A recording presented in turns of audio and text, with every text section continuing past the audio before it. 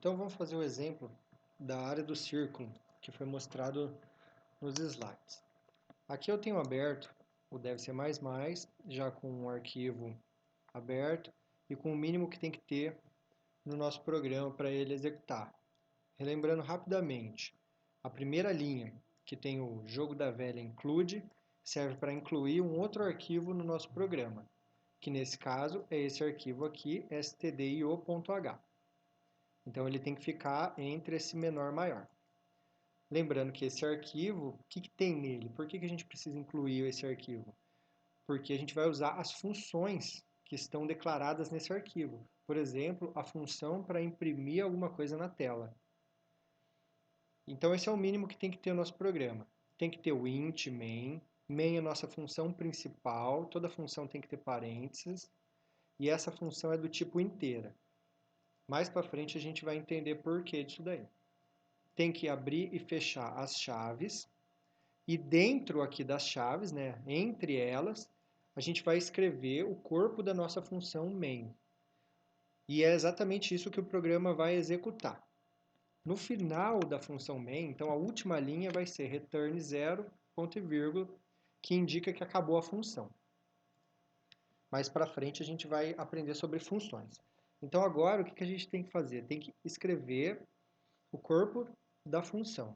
Lembrando também que esses espaços chamados indentação são muito importantes, porque deixam o programa bem organizado e eu vou cobrar de vocês que esteja tudo organizado. Então, primeira coisa, vamos criar uma constante π. Então, const float, que vai ser um número real, π, letras maiúsculas, 3.14. Agora eu posso usar a minha constante π.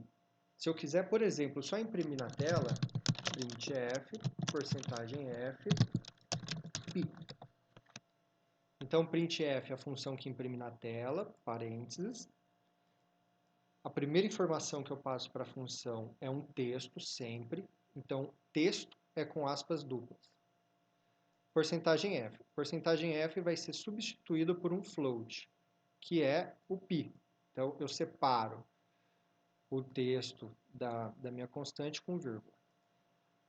Eu tenho que desabilitar o antivírus, porque senão ele vai ficar enchendo o saco.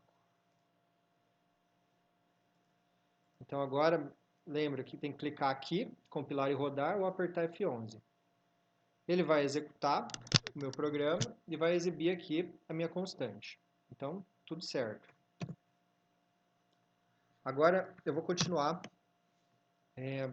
declarando minhas variáveis. Vamos lembrar aqui que eu precisava fazer aqui. Preciso do raio e depois eu calculo a área. Float raio. O raio aqui poderia ser uma constante também, mas eu deixei sem ser constante, só para misturar constantes, variáveis, não tem problema. Então o raio era 5.5. E agora a área do círculo. A área do círculo vai ser igual a π vezes raio, né? Que é raio ao quadrado. Então, lembrando que as variáveis são escritas com letras minúsculas, aqui ó, letras minúsculas, e como aqui tem duas palavras, área, círculo, eu vou diferenciar colocando a primeira maiúscula a partir daqui. Ó. Em programação a gente não costuma colocar preposição, área do círculo, porque não tem nenhuma necessidade, a gente escreve menos, então fica só área círculo, como se fosse em inglês. Agora vamos imprimir raio, %f por uma linha, raio. E vou imprimir o resultado, que é a área, %f, área círculo. Eu não coloquei o acento aqui em área, eu já falei para vocês, porque se eu quiser que funcione a acentuação aqui no meu programa, eu teria que incluir outros arquivos e E eu já passei isso em sala para mostrar como que faz acentuação, né? Para poder usar o alfabeto que a gente usa aqui no português. Como o alfabeto por padrão é o inglês, não vai funcionar a acentuação, então eu nem acentuei a área. Agora, se eu rodar, vamos ver se deu certo. Acho que deu. Raio 5.5, área 94. Pode tentar ver se eu acertei, assim, fazendo a conta. 5.5 de raio, vezes 5.5 de novo, vezes 3,14. Isso aí. Só um errinho aqui, lembra que o float é um número aproximado, né? Mas não tem problema.